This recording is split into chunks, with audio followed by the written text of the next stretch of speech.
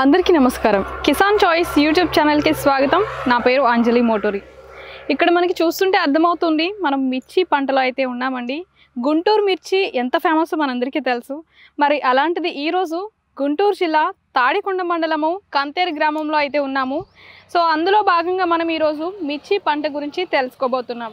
మరి ఈ పంట గురించి తెలుసుకోబోయే ముందు మన ఛానల్ని ఎవరైనా కొత్తగా విజిట్ చేసినట్లయితే తప్పకుండా సబ్స్క్రైబ్ చేసుకోండి. పక్కనే బెల్ ఐకాన్ వస్తుంది, దాన్ని క్లిక్ చేయడం ద్వారా మేము ఎప్పుడు ఏ వీడియో పెట్టినా మీకు నోటిఫికేషన్ ద్వారా వచ్చేస్తుంది. సో మరి లేట్ చేయకుండా వీడియోని అయితే స్టార్ట్ చేసేద్దాము. మరి ఈ వీడియోలో వచ్చేసి అలా మిర్చి పంట పెట్టినటువంటి రైతు ఎలాంటి పెట్టుబడి ఎంత పెట్టారు, అలాగే ఈ పంట వచ్చేసి మనకి ఎంత భూమి విస్తరణలో సాగు చేస్తున్నారు, ఎన్నో మెలకువలు అనేది రైతును అడిగి తెలుసుకునే ప్రయత్నం చేద్దాము. సార్ నమస్కారం. సార్ మీ పేరండి? మాధవరెడ్డి గారు. సార్ మీ విద్యాభ్యాసము అలాగే మీ కుటుంబ విస్తరణ గురించి చెప్పండి సార్. బీటెక్ చేశానండి. మీరు బీటెక్ చేశారా sir? Great sir. Computer science లో బీటెక్ చేశాను. చేసి కూడా 16 సంవత్సరాలు అయింది. 2006లో బీటెక్ అయిపోయింది.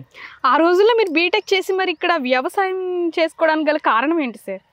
కుటుంబ పరిస్థితులు వ్యవసాయం మీద ఉంది.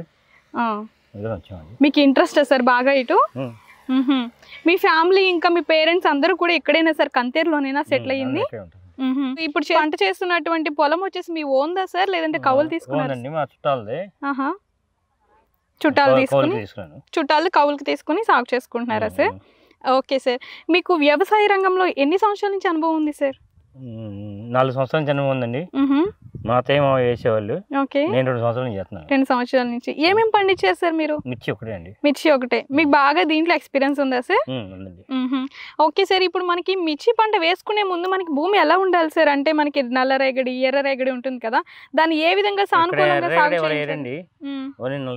నల్ల రేగడిలో వేసే ముందు మనం ఏం చేయాలి సార్? మట్టిని 4 సార్లు దుక్కు దున్నుకోవాలి. 4 సార్లు. ఓకే. దుక్కులో మిర్చి వేస్తున్నానుగా మొక్క నాటుతున్నానుగా డిఏపి పెట్టుకోవాలి. తేమన్నప్పుడు మొక్కలు నాటుకోవాలి. తేమన్నప్పుడు నాటుకోవాలి. నారు ఎక్కడి నుంచి తెప్పించుకుంటున్నారు సార్? మేము సత్తినపల్లి గురజాల నుంచి తెప్పించాం. ఒక ఎకరానికి గాను మనకి ఎంత నారు పట్టింది సార్ ఇక్కడ వేయడానికి? 12,000 మొక్కలు పడుతుంది. 12,000 మొక్క పడుతుంది. మీరు అంటే ఎలా కొనుగోలు చేస్తారు? మొక్క ఇంత రేటానికి కొనుగోలు చేస్తారా? సత్తినపల్లిలో రూపాయి పావులు తీసుకున్నారు. ఓకే. మొక్క వచ్చేసి రూపాయి పావులో పడుతుంది. మామూలు గురజాల్లో 80 పైసలు తీసుకున్నారు. దీంట్లో కూడా రకరకాల ఏమైనా ఉంటాయా సార్? రకరకాల విత్తనాలు ఉంటాయండి. మనం పోయించుకుంటే ఒక రేటు, వాళ్ళు పోయితే ఒక రేటు. వాళ్ళు ఎక్కువ నారు కనుక వాళ్ళ దగ్గర స్పేర్ ఉంటే తక్కువకి ఇస్తారు. డిమాండ్ ఎక్కువ ఉంటే 2 రూపాయలు చేస్తారు, 3 రూపాయలు చేస్తారు. దాంట్లో కూడా ఉంటుంది. చాలా రకాలు ఉంటాయండి సార్. మరి ఇప్పుడు నారు నాటిచ్చేటప్పుడు ఎంతమంది కూలీలు అవసరం అయ్యారు సార్ మీకు ఒక ఎకరం గాను? ఎకరానికి కాంట్రాక్ట్ అండి. ఎకరానికి 5,200. 5,000 రూపాయల కాంట్రాక్ట్, మేస్త్రికి 200. ఎకరానికి 5,000 ఇస్తే వాళ్ళే నాటుతారు, వాళ్ళే నీరు పెడతారు, వాళ్ళే పాదుల్లో చేస్తారు. మనం పాదులు సపరేట్ టాటర్తో కొట్టుకోవాలి. టాటర్కి 1200 పాదులు కొడితే ముందు దుక్కులో డిఏపి పెట్టాలి. టాటర్తో పాదులు కొడితే 1200 అయింది. దుక్కులో డిఏపి సపరేట్గా పెట్టాలి. అది 1000 రూపాయలు అయింది. డిఏపి కట్టలో మనం కొనుక్కొచ్చుకుంటే టాటర్లో పోస్తే వాళ్ళే పెడతారు. అదండి సార్. మీరు ఇప్పుడు అంటే నారు నాటించేటప్పుడు వాళ్ళకి మీరు ఏమైనా ఇన్స్ట్రక్షన్స్ చెప్తారా? అంటే ఇంత గ్యాప్ ఉండాలి మొక్కకి అని. పాదులు కొట్టేటప్పుడే గ్యాప్ మనకి ట్రాక్టర్తోనే పాదులు కొడుతున్నప్పుడే గ్యాప్ ఎక్కడెక్కడ హోల్స్ ఉన్నాయో తెలిసిపోతుంది. అక్కడ నాటుతారు. వాళ్ళే మోటార్ తెచ్చుకొని నీళ్ళు పెడతా, కొద్దిగా అట్లా పెడతా, కొన్ని నీళ్ళు పోతా తీసుకెళ్ళిపోతారు. మొత్తం అంతా వాళ్ళే. ఇది ఇప్పుడు వచ్చేసి మనకి ఎంత కాల వ్యవధి గల పంట సార్ మిర్చి అనేది? ఎన్ని రోజులు? 180 రోజులు ఉంటుందండి. 180 రోజులు ఉంటుంది.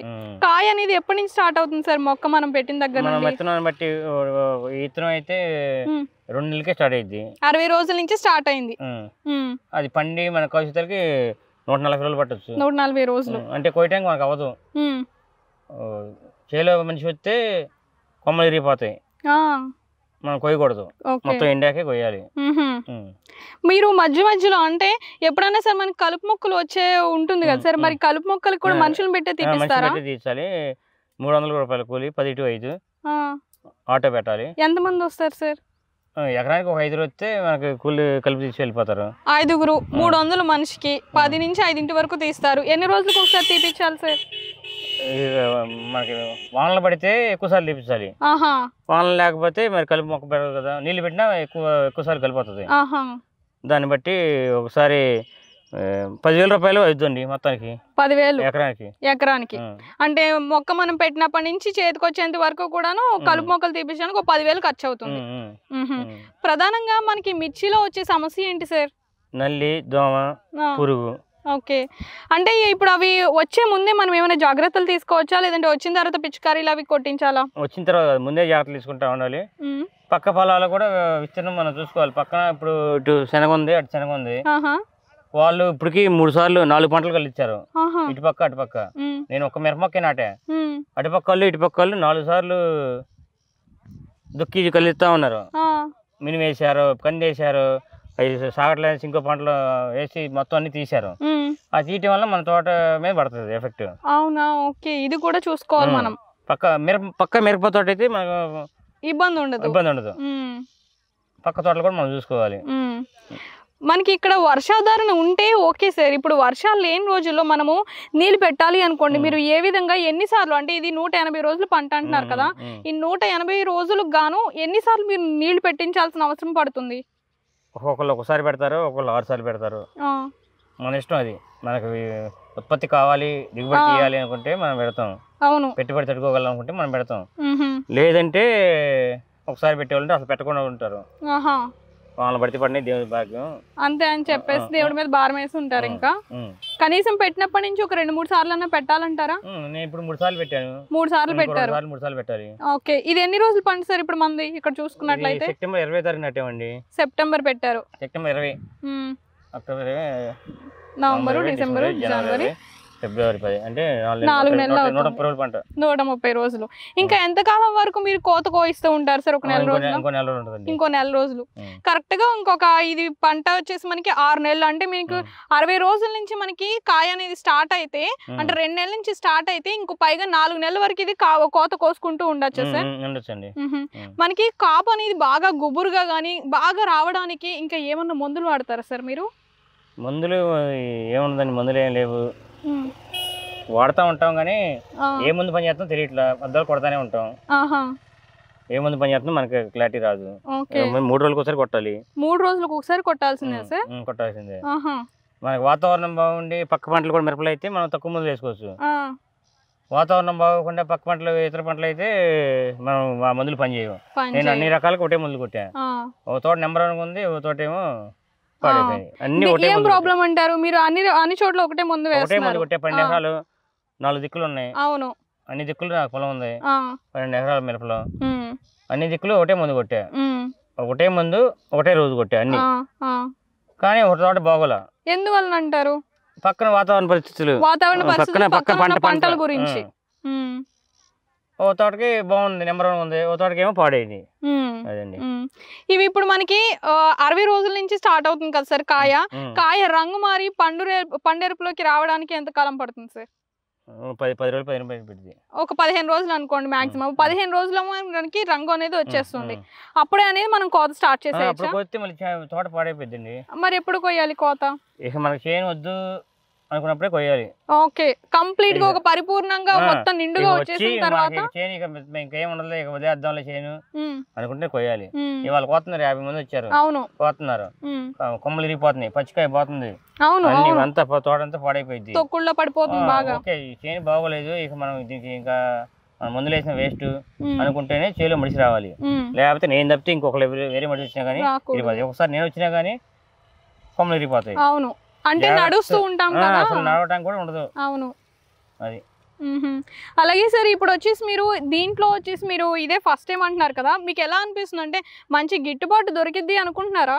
నేను మందులు నాకు చదువుకున్నా కాబట్టి ఏ రకం మందులు వేయాలో నాకు తెలుసు. దాన్ని బట్టి నేను తక్కువతో పెట్టుబడితో పోయా. 12 ఎకరాలు వేసినా కానీ అందరికీ ఎకరానికి 1,00,000 రూపాయలు మందులు అవుతున్నాయి. 1,00,000 రూపాయలు పైనే. ఈ ఊర్లో 1,00,000 రూపాయలు తక్కువ మందులు వేసే వాళ్ళు ఎవరు లేరు. కానీ నేను 20,000 నుంచి 25,000 అనుకున్నా మందులు. దాన్ని బట్టి నేను చేసుకున్నా. ఇప్పుడు కొద్ది పంట తక్కువ వచ్చినా కానీ నాకు దానికి సరిపోతాయి, దాంట్లో సరిపెట్టుకోవచ్చు. ఇప్పుడు మనకి మనుషులు కనిపిస్తున్నారు సార్, ఇప్పుడు కూలీ చేస్తున్నారు, కోతలు కోస్తున్నారు కదా. ఇప్పుడు ఈ ఎకరంకి గాను ఎంతమంది కూలీల్ని పెట్టి కోత కోయిస్తున్నారు సార్? 50 మంది అండి. 50 మందిని. మనిషికి మీరు ఎంత ఇస్తున్నారు సార్? 400 అండి. మనిషికి 400. పొద్దున్న నుంచి సాయంత్రం వరకా సార్? పొద్దున్న 8 గంటల నుంచి 5 దాకా.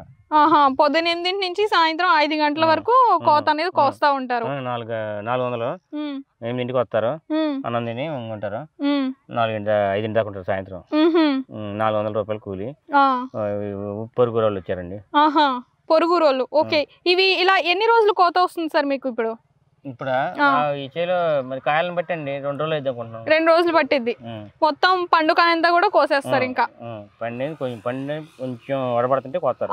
కొంచెం రెడ్డిష్ కలర్ లోకి వచ్చి రాగానే పండి కొద్దిగా రంగు ఎండిపోతుంది అనుకుంటే కోస్తారు. అవునవును. మొత్తం కాయ కోయరు, పచ్చికాయ వదిలేస్తారు, కొద్దిగా పండి వదిలేస్తారు, కొద్దిగా రంగు మారి ఎర్రగా వచ్చి అది వడబడుతుంది, ఇక ఎండిపోయేకి రెడీగా ఉంది, కాలంలో పోసుకోవచ్చు అనుకుంటే కోస్తారు. ఓకే. ఇప్పుడు మనం చూసినాం కదా సార్, అందరూ కూడా కోసేసి బస్తాల్లోకి ఎత్తేస్తున్నారు కదా. ఆ బస్తాల తర్వాత నుంచి ప్రాసెస్ ఏంటి సార్? మీరు ఎక్కడ వేస్తారు? మార్కెటింగ్ ఎలాగా? దళారులు ఎలా తీసుకుంటారు మీ దగ్గర నుంచి?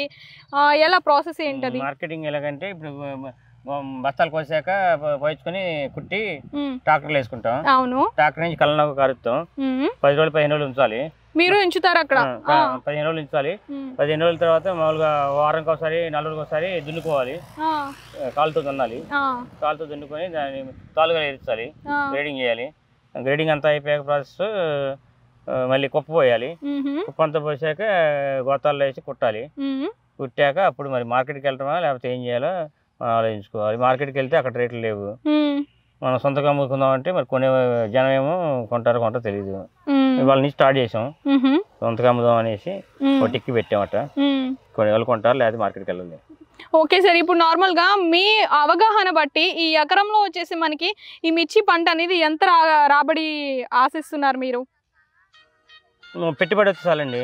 పెట్టుబడి ఇప్పుడు చెప్పాను, కోళ్ళు 20,000 ఇది.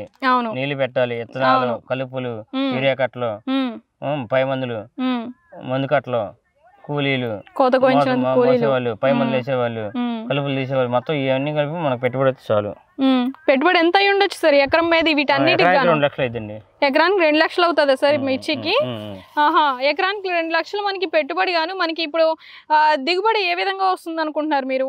20 క్వింటాలు అవుతుంది అనుకుంటున్నాను. 20 క్వింటాలు. ఒక క్వింటా వచ్చేసి ఎంత రేటు పలికితే మీకు ఓకే ఇది గిట్టుబాటు రేటు అనుకుంటారు సార్? అందరూ వేరే ఉంటుందండి. అందరికి 25 కిలోలు 30 కిలోలు ఉండొచ్చు. నా క్వింటా 12,000 11,000 ఉన్నా కానీ నేను పెట్టుబడి దొరికినట్టే.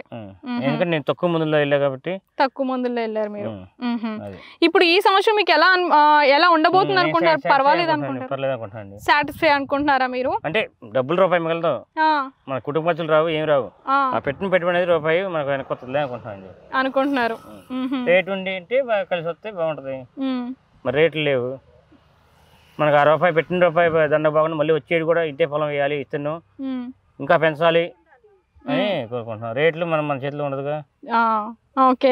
క్వింటా మీకు 15 నుంచి 20 వేలు ఉంటే గిట్టుబాటు దొరికినట్టు. ఎకరానికి 1 లక్ష రూపాయలు మిగులుతాయి. ఎకరానికి వచ్చేసి మనకి 1 లక్ష రూపాయలు చేతికి మిగులుతున్నట్టు. రేట్ తక్కువ ఉన్నా కానీ మేమంటే ఈసారి నేను తక్కువ మందులో వెళ్ళా కాబట్టి మేము సొంత మనుషులే పనిచేసుకునేది. సొంత మనుషులు 12 ఎకరాలు అయితే కానీ మేము సొంత మనుషులే ఉన్నాం కాబట్టి కొంచెం రేపు రూపాయి అటు ఇటు కొన్నా కానీ ముందు దిగుబడి తీస్తే మన చాలు. రూపాయి రేపు పొద్దున వచ్చింది, పోతే పోయింది. అలాగే సరే, అంటే ఇప్పుడు కొంతమంది రైతులు కూడా ఉంటారు, అంటే మిర్చి పంట వేద్దాము అని చెప్పేసి కొన్ని డౌట్స్ తో ఉంటూ ఉంటారు కదా. మరి వారికి మీరు ఏం చెప్తారు? అంటే ఇది ఎలా సాటిస్ఫై అయ్యే రకమా కాదా అనేది ఒకసారి ఏమన్నా మీరు చెప్పగలరా వాళ్ళకి? అసలు వేయకూడదండి మిర్చినా, ఎవరు వేయకూడదు. వేస్తుంటే రూపాయి పోయింది అనుకుంటే వేసుకోవాలి. ఓకే. మనకు రూపాయి వద్దు అనుకున్నాలే పండించాలి. ఈ కూలీలు, వ్యవసాయం, మందులు ఏం ఆశించకూడదు అంటారు? ఏం ఆశించకూడదు. ఏం ఆశించకపోతే వేసుకోవచ్చు. ఏమన్నా ఆశించేటట్టయితే దీని మీద రూపాయి రాదు. ఒకవేళ వస్తే 5 ఏళ్ళకి ఒకసారి 4 ఏళ్ళకి ఒకసారి రేట్లు 25-30 రేట్నప్పుడు ఆ రోజు వస్తే రూపాయి వస్తుంది. ఎందుకని అంటున్నారు అంటే ఈ సంవత్సరమే బాగా తక్కువ ఉంది అంటారా గత సంవత్సరాలతో పోలిస్తే? 2 సంవత్సరాలు తక్కువ ఉంది. అంతకుముందు 25,000 రూపాయలు ఉంటే అయినా వాళ్ళు అమ్మలా. ఇంకా ఏసీలో పెట్టారు. ఆహా 25,000 రూపాయలు కూడా అమ్మలా. ఇప్పుడు అలా 8,000కి వచ్చింది, 7,000కి వచ్చింది ఆహా అయ్యే కాయలు. ఉమ్, 25,000 రూపాయలు కూడా రైతు అమ్ముకపోతే ఇంక మరి 7,000, 8,000 వచ్చినాయి.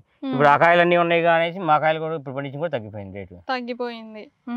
అట్లా ఉంది. రూపాయి ఆశించి కూడా వేసుకుంటే వేసుకోవచ్చు. ఉమ్, ఎప్పుడో 4 ఏళ్ళు గట్టి ప్రయత్నిస్తే 4-5 ఏళ్ళకి రేట్ వస్తుంది. ఓకే 4-5 సంవత్సరాలు పండించి ఒప్పుకుంటే వేసుకోవచ్చు. అది అంటే సార్ ఇది సీజనల్ గా అయితే కనుక కాదు కదా, ఎప్పుడూ డిమాండ్ అనేది ఉంటుంది అని చెప్పేసి అందరూ అనుకుంటూ ఉంటారు. మరి మీరు ఏమంటారు? డిమాండ్ ఏమి ఉండదండి. అసలు ఉన్న కాయలే చాలా ఉన్నాయి ఏసీల్లో. 25 ఏళ్ళు ఉన్నా కానీ ఇవాళ అమ్మరు ఎవరు, అన్నీ స్టాక్ పెడతారు. మరి మనం అలాంటప్పుడు వచ్చి 7 వేసే వాళ్ళకి రేట్ ఏడు ఉంటుంది? మరి మీ ఎక్స్పీరియన్స్ ప్రకారము ఎప్పుడు వేస్తే మంచిది అంటారు? ఎప్పుడు వేసుకుని చేతికి వస్తే మంచిది అంటారు పంట? ఎప్పుడు చేతికి వచ్చా కానీ మార్కెట్లో రేటు ఉంటేనే బెటర్ అంటారు. అందరూ ఒకే సీజన్లో వేస్తారు. అవును, మొత్తం రాష్ట్రం మొత్తం వేస్తే మొత్తం అందరూ ఒక సీజన్లోనే వేస్తారు. సెప్టెంబర్ నెల వేస్తారు, 1 ఆగస్టులో వేస్తారు, ఒక సీజన్లోనే వేస్తారు. సరే అండి. అంటే ఇప్పుడు మేము అడిగిన వాటన్నిటికీ కూడాను చాలా చక్కగా వివరించారు. అలాగే మీరు ఇప్పుడు పెట్టిన పెట్టుబడి, అలాగే మీకు మంచి క్వింటాకి ఒక 15 నుంచి 20 వేలు రావాలని చెప్పేసి నేను కూడా మనస్ఫూర్తిగా కోరుకుంటున్నాను.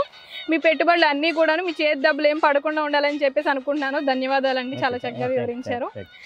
సో ఫ్రెండ్స్ చూస్తున్నారు కదండి, ఇప్పుడు మనకి రైతు వచ్చేసి 1 ఎకరంలో అయితే కనుక ఈ మిర్చి పంట అయితే కనుక వేయడం జరిగింది. ఈ 1 ఎకరానికి వచ్చేసి మనకి క్వింటా 15 నుంచి 20 వేలు కనుక మనకి రేటు కనుక పలికింది అనుకోండి, మంచి గిట్టుబాటు దొరికినట్టు అని చెప్పేసి రైతు చెప్తున్నారు. అలా కాకుండా ఒక 10 నుంచి ఒక 12 వేలు అలా పలికితే కనుక పెట్టుబడి అవి మాత్రమే వస్తాయి. దానిపైన వచ్చేసి మనకి లాభాలు కానీ లేదంటే మంచి దిగుబడి కానీ రానట్లే అని చెప్పేసి రైతు చెప్తున్నారనమాట. మరి గుంటూరు జిల్లా మిర్చి అంటే ఎంత ఫేమస్ మనం చూసాం. మరి ఇప్పుడు ఈ గుంటూరు జిల్లా మిర్చి అనేది చూసారు కదా, రేట్ అనేది పడిపోవడం జరుగుతుంది అని చెప్పేసి రైతు చెప్తున్నారు. సో మీరైతే కనుక మిర్చి పంట వేయాలి అనుకుంటే ఈ వీడియో అనేది కంప్లీట్గా చూడండి. రైతుని నేను ఏవైతే కనుక అడిగానో, ఆయన ఏవైతే ప్రశ్నలకు సమాధానం చెప్పారో అవన్నీ కూడా మీ మైండ్లో ఉన్నాయి కూడా మేము అన్ని క్లియర్ చేసామని చెప్పేసి మేము అనుకుంటున్నాము. సో ఐ హోప్ ఈ వీడియో మీకు నచ్చింది అనుకుంటున్నాను. అలాగే ఈ వీడియో మీకు నచ్చినట్లయితే తప్పకుండా లైక్ చేసి షేర్ చేయండి. అలాగే కిసాన్ చాయిస్ యూట్యూబ్ ఛానల్ని సబ్స్క్రైబ్ చేస్తే పక్కనే బెల్ ఐకాన్ వస్తుంది, దాన్ని క్లిక్ చేయడం ద్వారా మేము ఎప్పుడు ఏ వీడియో పెట్టినా మీకు నోటిఫికేషన్ ద్వారా వచ్చేస్తుంది. సో ఈ రోజైతే ఈ వీడియోతో మీ ముందుకు వచ్చాం కదా, మరి నెక్స్ట్ వీడియోతో నెక్స్ట్ రైతుతో వేరే పంటతో మళ్ళీ మీ ముందుకు వస్తాము. అంతవరకు సెలవు, ధన్యవాదాలు.